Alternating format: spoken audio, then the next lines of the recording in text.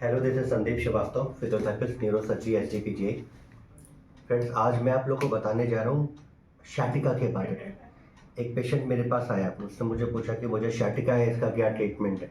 बहुत लोग मुझसे पूछते हैं कि शैटिका का क्या ट्रीटमेंट है। वो शैटिका कोई बीमारी नहीं है। Sciatica is sciatic nerve compression. Sciatic nerve हमारी स्पाइन से निकलती है और पैर के पीछे पीछे होते हुए नी के पीछे से बाइफरकेट होकर के आगे और पीछे चली जाती है।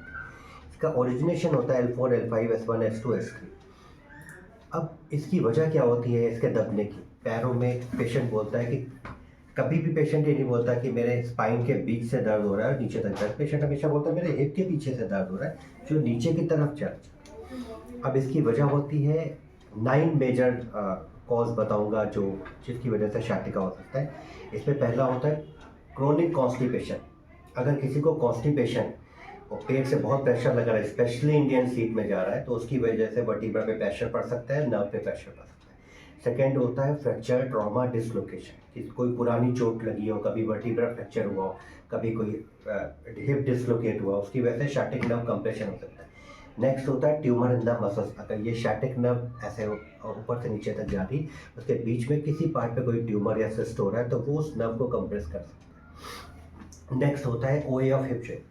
हिप जॉइंट का आर्थराइटिस शैटिक नर्व को इरिटेट कर सकता है। इसके बाद मैं बात करूंगा फिफ्थ वजह है इसकी, सबसे ज़्यादा कॉमन होती है PIVD, डिस्क प्रोलैप्स या डिस्क बल्ज जिसे हम लोग बोलते हैं, प्रोट्रूजन बोलते हैं, हर्निएशन बोलते हैं। डिस्क की वजह से शैटिक नर्व हो सकता है, स्लिप डिस्क की वजह से शैटिक नर्व हो सकता है। आप ऐसा समझ लें, स्लिप डिस्क बहुत बड़ा है, किसी दिन मैं उस पर वीडियो बनाऊंगा कि कैसे कैसे डिस्क बाहर की तरफ निकलती है, प्रोट्रूजन होता है, कैसे बल्ज होता है, कैसे वो डिस्क फटती है, फ्लूइड बाहर निकलता है, एक्सट्रूजन हम लोग बोलते हैं।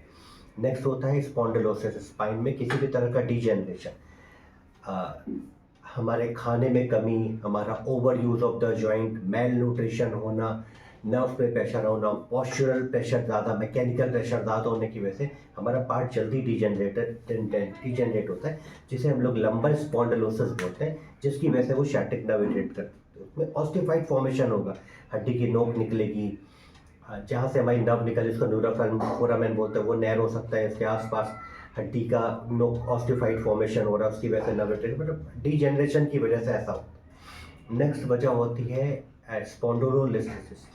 वर्टिब्रा का फॉरवर्ड डिस्प्लेसमेंट कॉर्ड को और शैटिक नर्व को इरिटेट कर सकता है, जिसकी वजह से ये प्रॉब्लम हो सकती है। नेक्स्ट हो सकता है, इसके बाद हमारा कारण है पिरिफॉर्मिस सिंड्रोम। हमारी शैटिक नर्व स्पाइन में 5 वर्टिब्रा से निकलती हुई बीच में हिप के पीछे की तरफ एक मसल होती है, पिरिफॉर्मिस के बीचों बीच से होती हुई नीचे जाती है। अब पिरिफॉर्मिस में कोई प्रेशर पड़े या पिरिफॉर्मिस सिंड्रोम हो रहा है, पिरिफॉर्मिस में कोई इंजरी हो रही है, पिरिफॉर्मिस टाइट हो रही है, तो वो शैटिक नर्व को इरिटेट करता है। इसके बाद हमारा कारण होता है, नेक्स्ट होता है न्यूरैल्जिया और न्यूराइटिस। वो नर्व इन्फ्लेम्ड होने की वजह से, वो पर्टिकुलर नर्व ही इन्फ्लेम होने की वजह से वो शैटिक नर्व हो सकता है। ये इसके 9 मेजर कॉज, ऐसा नहीं कि इसकी और वजह नहीं हो सकता। ये मैंने 9 मेजर कॉज बताया जिसकी वजह से सबसे ज़्यादा शैटिक नर्व होता है। हमको इसका ट्रीटमेंट करना। अब किसी को डिस्क बल्ज हो रहा है, इसका हमको डिस्क बल्ज का ट्रीटमेंट करना है। क्रोनिक कॉन्स्टिपेशन अगर है आपको, तो सबसे पहले अपना कॉन्स्टिपेशन क्लियर करिए मेडिसिन से, नेचुरल डाइट से, या जिस बीइंग अ फिजियोथेरेपिस्ट मैं उसके बारे में बात नहीं करूँगा कि आप क्या मेडिसिन लेनी चाहिए कि क्या क्या नहीं लेनी चाहिए। अगर नर्व इन्फ्लेमेशन हो रहा है तो उसका ट्रीटमेंट होगा, तब शैटिक नर्व में आराम मिलेगा। अगर लिस्थेसिस हो रहा है तो उसका ट्रीटमेंट होगा, पेरिफॉर्मिस सिंड्रोम हो रहा है तो उसका ट्रीटमेंट होगा। ये कॉजेज का ट्रीटमेंट होता है जिसकी वजह से शैटिक नर्व में आराम मिलता है। Thank you.